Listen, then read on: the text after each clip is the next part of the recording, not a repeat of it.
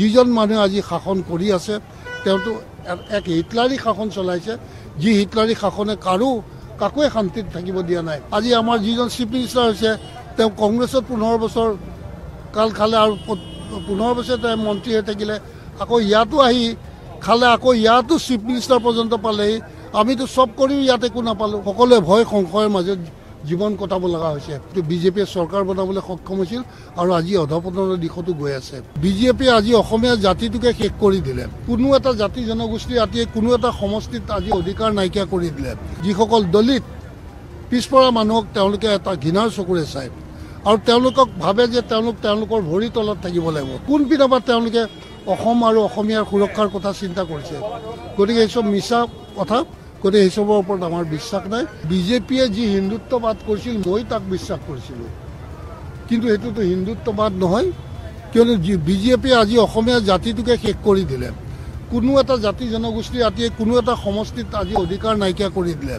এয়াই কি হিন্দুত্বৰ মানে হেৰি নেকি, মানে তেওঁলোকৰ দৰ্শন নেকি? তে আমাক চবকে দুৰ্বল কৰি দিলে। তে সেইটোতো আমি কেতিয়াও ভবা নাছিলোঁ। তেওঁলোকে কৈছিল যে আমি হিন্দুৰ মাজত কোনো বিভাজন থাকিব নালাগে, ভেদভাৱ থাকিব নালাগে। আজি খালি ইটো হিন্দু চব হিন্দুকে তেওঁলোকে আক্ৰমণ কৰিছে। আজি মানে ইয়াত ক'বলৈ গ'লে মনুস্মৃতি বস্তুটোৱে আজি ইয়াত ক্ৰিয়া কৰি আছে, যিটো বস্তু আমাৰ এই বিশাল সমাজখনত এইটো প্ৰযোজ্য নহয়। যেনে আমাৰ যিসকল দলিত পিছপৰা মানুহক তেওঁলোকে এটা ঘৃণাৰ চকুৰে চায় আৰু তেওঁলোকক ভাবে যে তেওঁলোকৰ ভৰিৰ তলত থাকিব লাগিব। সেই দৰ্শন জানো আজিৰ দিনত জানো প্ৰযোজ্য হয়? আজিও যদি তেওঁলোকে সেই মানসিকতাৰে এখন দেশ চলাম বুলি ভাবিছে, সেইখন দিশত মই তেনেকুৱা অন্তৰ আদৰ্শ মাজত মই কেতিয়াও নাথাকোঁ। মই নিজকে কেতিয়াও নাভাবোঁ যে মই আনতকৈ সৰু, মই আনকো নাভাবোঁ যে মোতকৈ সৰু বুলি কোনোবা। সকলোৱে সমান অধিকাৰ আছে। গতিকে তেনেকুৱা দৰ্শন সাধাৰণতে এখন বহল সমাজত থকাটো অনুচিত। আৰু যিজন মানুহে আজি শাসন কৰি আছে তেওঁতো এক হিটলাৰী শাসন চলাইছে, যি হিটলাৰী শাসনে কাকোৱে শান্তিত থাকিব দিয়া নাই।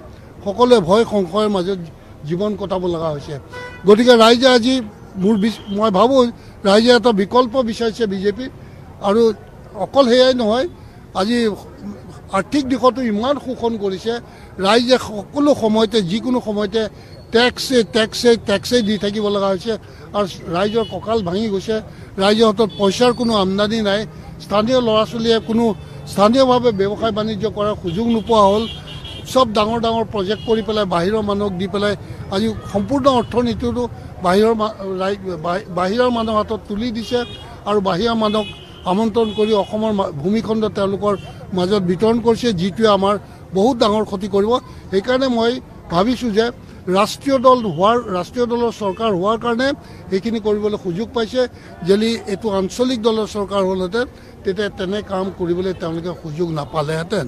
আৰু সেইকাৰণে মই আঞ্চলিক দলৰ আদৰ্শটোক মই মোৰ হৃদয়ত বহুৱাই লৈছোঁ। আমি যেতিয়া বিজেপি কৰিছিলোঁ তেতিয়াও আমি এখনো আসন পোৱা নাই। বহুত খেলিছোঁ, বহুত কষ্ট কৰিছোঁ, কিন্তু জিকিব পৰা নাছিলোঁ। কিন্তু ভোট শ্বেয়াৰ আমাৰ দিনক দিনে বাঢ়ি গৈ আছিল। সেই ঠিক তেনেকৈ আজি আমি হয়তো বিজেপিয়ে চৰকাৰ বনাবলৈ সক্ষম হৈছিল আৰু আজি অধপতনৰ দিশতো গৈ আছে। গতিকে সেইটো অহংকাৰে তেওঁৰ কথাই কাম নিদিব। আমি পোৱা নাই হয়, কিন্তু আমি পাম। আমাৰ বিশ্বাস আছে ৰাইজে আমাক আদৰি ল'ব, সামৰি ল'ব, কিয়নো আমাৰ লক্ষ্য বেয়া নহয়। তেওঁলোকে যিটো দেখুৱাইছিলে সেইটো তেওঁলোকে পৰিচয় দিয়া নাই। আৰু অসমৰ কোনো এটা অসমীয়াৰ স্বাৰ্থ সুৰক্ষিত হোৱাকৈ কোনো এটা সমস্যাৰ সমাধান নকৰিলে। তেওঁলোকে আজি এখন ভূমি আইনো উলিয়াব নোৱাৰিলে বা নুলিয়ালে, যিটোৰ দ্বাৰা অসমীয়া ৰাইজ কেতিয়াবা সুৰক্ষিত হ'ব পাৰিব। গতিকে কোনপিনৰ পৰা তেওঁলোকে অসম আৰু অসমীয়াৰ সুৰক্ষাৰ কথা চিন্তা কৰিছে। গতিকে এইচব মিছা কথা, গতিকে এইচবৰ ওপৰত আমাৰ বিশ্বাস নাই। আমি আঞ্চলিকতাবাদৰ ওপৰত বিশ্বাস আছে আৰু আমি নিজেই নিজৰ অসমখন সুৰক্ষিত কৰিম আৰু ইয়াক উন্নতিৰ পথত আগুৱাই লৈ যাম। যিটো কৰিছিলোঁ সেই সময়ত কিবা এটা ভাবি পেলাই কৰিছিলোঁ আৰু তাৰতো আজি কোনো তাৰ 10 পইচা দাম দিয়া নাই, গতিকে ভেলু দিয়া নাই। মই কি দৰকাৰ তাত থাকিবলৈ, যিহেতুকে ঈশ্বৰে এতিয়াও অকণমান শক্তি ৰাখিছে দেহাত বা চলিব ফুৰিব পৰা হৈ আছোঁ। সেইকাৰণে চেষ্টা কৰিছোঁ এইখিনি সময় সদব্যৱহাৰ কৰি কিবা এটা কৰি যাওঁ। মোৰ কি স্বাৰ্থ আছে? মই এটা শূন্য দলত আহিছোঁ, যিটো দলৰ একোৱে নাই, কৈছে নাই এটা হেৰিও জিকা নাই।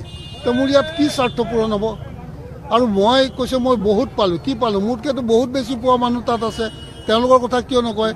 আজি আমাৰ যিজন চিফ মিনিষ্টাৰ হৈছে তেওঁ কংগ্ৰেছত 15 বছৰ কাল খালে আৰু 15 বছৰ তেওঁ মন্ত্ৰী হৈ থাকিলে আকৌ ইয়াতো আহি খালে আকৌ ইয়াতো চিফ মিনিষ্টাৰ পৰ্যন্ত পালেহি আমিতো চব কৰিও ইয়াত একো নাপালোঁ সেই ক'ৰবাত মোক বহুত লাষ্টৰ পিনে এটা মন্ত্ৰিত্ব পদ দিলে তাকো মই নিজে লৈছোঁগৈ মই মোদীজীৰ লগত ডাইৰেক্ট কথা পাতি পেলাই লৈছিলোঁ আৰু মোৰ মনৰ কথা কৈছিলোঁ তাৰ বিনিময়ত তেখেতে হয়তো মন্ত্ৰীসভাত অন্তৰ্ভুক্ত কৰিছিল আৰ পি শৰ্মাৰ লগত মই বহুত কথা পাতিছিলোঁ পণ্ডিত বৰাক মই ইমান পোৱা নাছিলোঁ সিও ওলাই গ'ল মই জানো ধৰিছিলোঁ আমি সকলোৱে ধৰি পেলাই ইমানখিনি পোৱালোঁ কিন্তু যিসকল নেতাক চাই পেলাই আমি কৰিছিলোঁ এওঁলোকক আজি বৰ্তমান যিসকল ক্ষমতাত আছে তেওঁলোকক চাই পেলাই আমি দল কৰা নাছিলোঁ কিন্তু আজি তেওঁলোকে আমাৰ নেতাক গালি দি পেলাই আজি আমাৰ দলৰ এইটো মোৰ নহয় এতিয়া বৰ্তমান বিজেপি দলৰ এটা চিফ মিনিষ্টাৰ পৰ্যায়লৈ আহিলে আৰু তেওঁৰ চাংগু পাংগু সকলোকে আনি একদম সম্পূৰ্ণ